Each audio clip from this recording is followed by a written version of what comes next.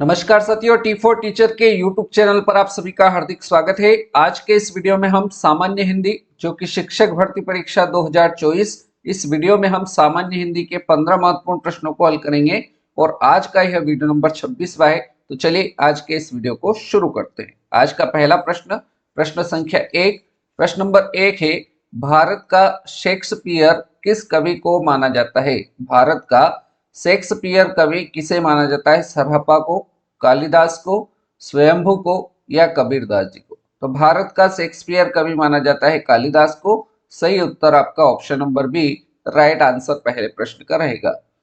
अगला प्रश्न देखते हैं, प्रश्न संख्या 2। प्रश्न नंबर 2 है, भगवान शब्द का स्त्रीलिंग है। भगवान शब्द का हमें स्त्रीलिंग बताना है। भगवान शब्द का स्त्रीलिंग क्या होगा? भगवती होगा, भागिनी होगा, भाग्यवती होगा या फिर भाग्यवान होगा? तो भगवान शब्द का स्त्रीलिंग यहाँ पर भगवती हो जाएगा। सही आंसर हमारा ऑप्शन नंबर ए के साथ जाएगा। अगला प्रश्न, नेक्स्ट क्वेश्चन, क्वेश्चन नंबर 3।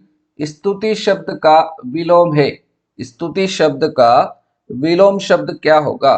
प्रशंसा, शुभ, अशुभ या निंदा? तो स्तुति शब्द का विलोम शब्द निंदा। राइट आंसर आपका ऑप्शन नंबर डी सही जवाब रहेगा। आगे बढ़ते हैं प्रश्न संख्या 4 की ओर। प्रश्न नंबर 4 दे रखा है, बारिश बहुत ज्यादा हो रही है, वाक्य में ज्यादा शब्द क्या है?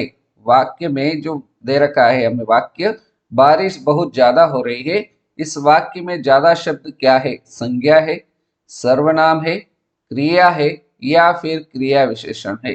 तो जो वाक्य हमें दे रखा है बारिश बहुत ज्यादा हो रही है, इसमें ज्यादा शब्द आपका क्रिया विशेषण हो जाएगा। सही आंसर ऑप्शन नंबर डी आपका राइट आंसर हो जाएगा। Next question, question number 5। इसमें दे रखा है, कितनी नावों में कितनी बार, कितनी नावों में कितनी बार रचना को किस पुरस्कार से सम्मानित किया गया है? कितनी नावों में कितनी बार रचना को किस पुरस्कार से सम्मानित किया है? देव पुरस्कार से, बी ऑप्शन है व्यास सम्मान से, सी है ज्ञानपीठ पुरस्कार से, डी है सरस्वती पुरस्कार से। तो कितनी नावों में कितनी बार रचना को ज्ञानपीठ पुरस्कार से सम्मानित किया गया है? राइट आंसर आपका option number C right answer हो जाएगा। अब इसके लेखक कौन है? तो ज्ञानपीठ पुरस्कार से जिसको सम्मानित किया है, कितनी नावों में कितनी बार इसको सम्मानित किया गया है 1978 में, पहली बात तो ये। अब इसके लेखक कौन है? तो कितनी नावों में कितनी बार, इसके जो लेखक है वो अज्ञेय है। तो ये चीजें भी आपको परीक्षा में डायरेक्ट पूछी जा सकती है। आगे बढ़ते हैं प्रश्न संख्या 6 की ओर। निम्न में से पुल्लिंग शब्द की पहचान कीजिए। यहाँ पर 4 विकल्प है, इनमें से आपको पुल्लिंग शब्द बताना है। चिड़िया, चिड़िया होती है, स्त्रीलिंग हो जाएगा। जाति होती है, स्त्रीलिंग हो जाएगा। भुजा, भुजा भी होती है, स्त्रीलिंग शब्द हो जाएगा। और कपड़ा होता है। राइट आंसर आपका ऑप्शन डी, कपड़ा आपका पुल्लिंग शब्द रहेगा। तो डी ऑप्शन हमारा राइट आंसर हो गया। चलिए आगे बढ़ते हैं प्रश्न संख्या 7 की ओर। अन्न जल, अन्न जल शब्द में कौन सा समास है? क्या कह रहा है प्रश्न? अन्न जल में समास बताना है। बहुब्रीहि समास, तत्पुरुष समास, द्वंद्व समास या फिर द्विगु समास? देखिए अन्न और जल, तो यहाँ पर दोनों पद प्रधान है, इसलिए यहाँ पर जो समास हो जाएगा वो आपका द्वंद्व समास हो जाएगा। आपसे डायरेक्ट प्रश्न पूछा जा सकता है कि जहां पर दोनों पद प्रधान हो, दोनों पद प्रधान हो, वहां पर कौन सा समास हो? तो दोनों पदों की जहां पर प्रधानता होती है वहां पर आपका कौन सा समास होता है? द्वंद्व समास होता है। ये भी आपको याद रखना है, ठीक है। चलिए अगला प्रश्न देखते हैं, प्रश्न संख्या 8। वर्ण किसे कहते हैं? वर्ण किसे कहते हैं? ध्वनि को, शब्द को, छंद को या इनमें से कोई नहीं? तो वर्ण कहा जाता है ध्वनि को। राइट आंसर आपका ऑप्शन नंबर ए प्रश्न संख्या 8 का बिल्कुल सही जवाब रहेगा। आगे बढ़ते हैं प्रश्न संख्या 9 की ओर। वीर रस का स्थायी भाव कौन सा है? हमें वीर रस का स्थायी भाव बताना है। क्रोध, उत्साह, शोक या भय? तो वीर रस का स्थायी भाव क्या हो जाएगा? उत्साह हो जाएगा। करेक्ट आंसर आपका ऑप्शन नंबर डी बिल्कुल सही जवाब रहेगा। अगला प्रश्न, प्रश्न संख्या 10। राम की गाय बहुत काली है। राम की गाय बहुत काली है, इस वाक्य में काली शब्द बताना है। विशेषण है, क्रिया है, सर्वनाम है या प्रविशेषण है। तो राम की गाय बहुत काली है, वाक्य में काली शब्द जो है ये आपका विशेषण है। सही जवाब आपका option number A right answer रहेगा। अगला प्रश्न, प्रश्न संख्या 11, जिनका उच्चारण स्वतंत्रता से होता है और जो व्यंजन के द्वारा उच्चारण में सहायक होते हैं उन्हें क्या कहते हैं? जिनका उच्चारण स्वतंत्रता से होता है और जो व्यंजन के द्वारा उच्चारण में सहायक होते हैं उनको स्वर कहा जाता है। तो हमारा right answer option number C स्वर इस प्रश्न का सही जवाब रहेगा। नेक्स्ट क्वेश्चन, क्वेश्चन नंबर 12, अनावृष्टि के लिए सही विकल्प है। अनावृष्टि के लिए सही विकल्प बताना है।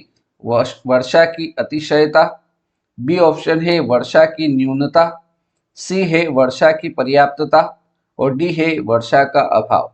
तो हमें शब्द दे रखा है अनावृष्टि के लिए सही विकल्प होगा। तो अनावृष्टि जहां पर वर्षा का अभाव हो वहां पर अनावृष्टि होगी। राइट आंसर आपका option number D correct answer रहेगा। अगला प्रश्न, प्रश्न संख्या 13, सूर्योदय से पहले के समय को क्या कहते हैं? क्या कहा है प्रश्न में? सूर्योदय से पहले के समय को क्या कहा जाता है? प्रातः काल कहा जाता है, उषा काल कहा जाता है, पूर्वोदय कहा जाता है या रात्रि कहा जाता है? तो सूर्योदय से पहले का जो समय होता है उषा काल कहा जाता है। सही जवाब ऑप्शन नंबर बी आपका राइट आंसर रहेगा। अगला प्रश्न, प्रश्न संख्या 14, पुस्तक धन आलय, पुस्तक धन आलय बराबर पुस्तकालय किस संधि का उदाहरण है? आपको यहाँ पर संधि विच्छेद दे रखा है, पुस्तक धन आलय बराबर पुस्तकालय, ये किस संधि का उदाहरण है? दीर्घ संधि का, गुण संधि का, वृद्धि संधि का या फिर यण संधि का? तो पुस्तक धन आलय बराबर पुस्तकालय यह दीर्घ संधि का उदाहरण हो जाएगा। सही जवाब आपका ऑप्शन नंबर ए के साथ जाएगा। अब बारी आज के इस वीडियो के अंतिम प्रश्न, प्रश्न संख्या 15, इसमें दे रखा है आप भला तो जग भला, आप भला तो जग भला, इसमें आप कौन सा सर्वनाम है? इसमें आप कौन सा सर्वनाम है ये हमें बताना है। प्रश्नवाचक है, निजवाचक है, संबंधवाचक है या निश्चयवाचक सर्वनाम है? तो आप भला तो जग भला, आप कौन सा सर्वनाम हो जाएगा? निजवाचक सर्वनाम हो जाएगा। हमारा right answer option number B निजवाचक सर्वनाम इस प्रश्न का एकदम राइट आंसर हो जाएगा। ठीक है, तो इस प्रकार से आज के इस वीडियो में हमने शिक्षक भर्ती हिंदी, जो कि प्रतिदिन प्रातः 9 बजे हम इस विषय के 15 महत्वपूर्ण प्रश्नों को हल करते हैं। इसी प्रकार से हम शाम को 7 बजे गणित प्रैक्टिस क्लास हमारी होती है, जिसमें हम शाम को 7 बजे प्रतिदिन गणित के 11 महत्वपूर्ण सवालों को हल करते हैं। तो यदि आप इन दोनों वीडियो को चाहते हैं तो आपको क्या करना है, इस चैनल को सब्सक्राइब करना है। यदि आप हमारे वीडियो को देखना चाहते हैं या हमारे ग्रुप में ज्वाइन होना चाहते हैं तो आपको इस नंबर 8827302459 इस नंबर पर मैसेज करना है या फिर वीडियो के डिस्क्रिप्शन में इसकी लिंक दे दी जाएगी, वहां से भी आप हमारे ग्रुप को ज्वाइन कर सकते हैं। तो आपने वीडियो को पूरा देखा उसके लिए बहुत बहुत धन्यवाद। आपको यह वीडियो कैसा लगा? उम्मीद करता हूँ अच्छा लगा होगा। अच्छा लगा हो तो लाइक करना है, शेयर करना है और आपको कमेंट में बताना है कि यह वीडियो आपके लिए कितना महत्वपूर्ण है। तो ये इस प्रकार से आपको करना है। धन्यवाद। जय हिंद, जय भारत।